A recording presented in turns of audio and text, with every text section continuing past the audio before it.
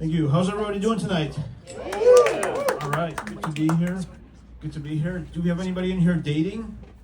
Anybody on dates? Yeah, one guy? All right, go. Anybody ever been ghosted? Yeah? See, to me, I don't understand ghosting. I don't understand why anyone would give up the satisfaction to tell someone what they really think of them. If it was up to me, I would treat it like a business deal on Shark Tank. I would say something like, you have a really hot body and a face that I can tolerate, but you were mean to the Uber driver and the waiter, so for that reason, I'm out. Everybody has their drinks going, right? Give it up for the Crooner staff. Does everybody know the rule when to stop drinking vodka?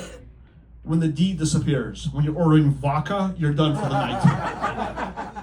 I told that joke to a group of gay guys, and they said, no, when we drink vodka, we get a lot of D. I wish I hadn't gone there. I have kids. My son is 10 years old, and he's a great kid. He helps me fix things around the house. He helps me work in the car.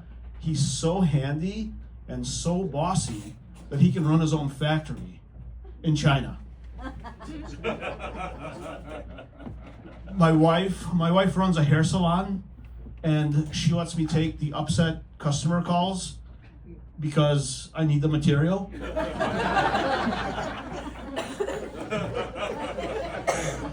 My nickname for the salon is the Piranha Tank because everything that I throw in there gets eaten. So if I stop by with some cookies, eaten. If I drop by with some lunch, eaten. A girl with a weak personality, also eaten. I've been interviewing, and I learned that I wouldn't hire myself either. They always ask you these really tough questions during interviews, and the hardest one I was asked recently, the lady said, if you were a brand, what kind of a brand would you be? And I was like, that's easy.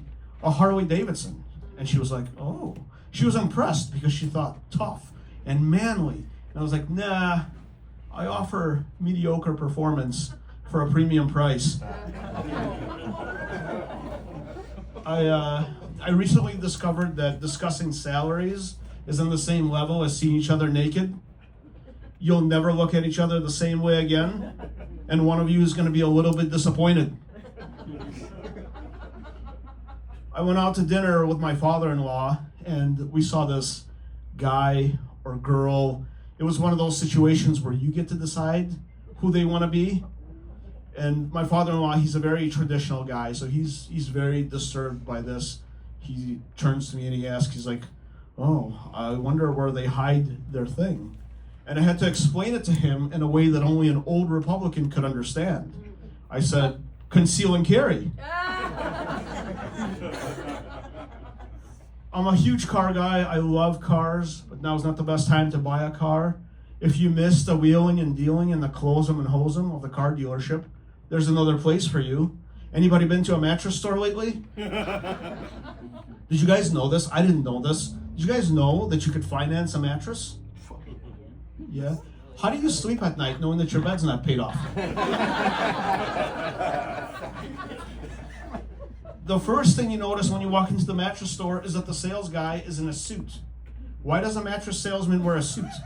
Shouldn't he be wearing pajamas? I mean, a dude in a suit standing over me while I try out a bed just brings back bad memories of a time I tried out this girl's bed and her dad stood over me. At least that was the excuse that I gave him.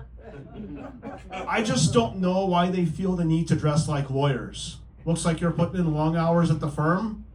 No, dude, you work at the mattress firm. It's not the same thing. But the funniest part is that the guy in the suit doesn't make any decisions regarding the price of the mattress. If you want to get to the real price of the mattress, he's going to call the regional mattress manager. I wonder where they find these big shots. Community college recruiting? I could just see him sitting in his little condo with a Bluetooth cockroach in his face, like, go for Chad. Take $300 off if he buys today. So then the guy comes back and he tries to close me. He's like, what do I have to do to get you in this bed today? I was like, whoa, man, we just met. But you can start by taking off that suit. He was trying to close me hard, and I just wanted to sleep on it. I'm married. It's going well, I think. But women do this. Anybody in a long-term relationship knows this. Women like to pressure test the relationship. They like to roll out the spike strips just to see if you're paying attention. So my wife said this to me the other day. No joke, this happened. She's like, who would you be with if we weren't together? No, ladies, you're welcome. You could try that later tonight. Guys, if you have a room temperature IQ or you don't know what just happened here, let me explain it to you. So it's a trick question. You cannot answer this question. Because any name that you blurt out in the moment of passion can and will be used against you for the rest of your life. If you say something stupid like, I've always thought Sarah's been kind of cute, every argument that you will ever have will end with, why don't you go be with Sarah? You should have married Sarah then. You could be like 80, 90 years old. Have you seen my pills? Maybe Sarah has your pills. I told that joke to my wife earlier, and she says to me, who the hell is Sarah? That's it for me. Thank you, guys.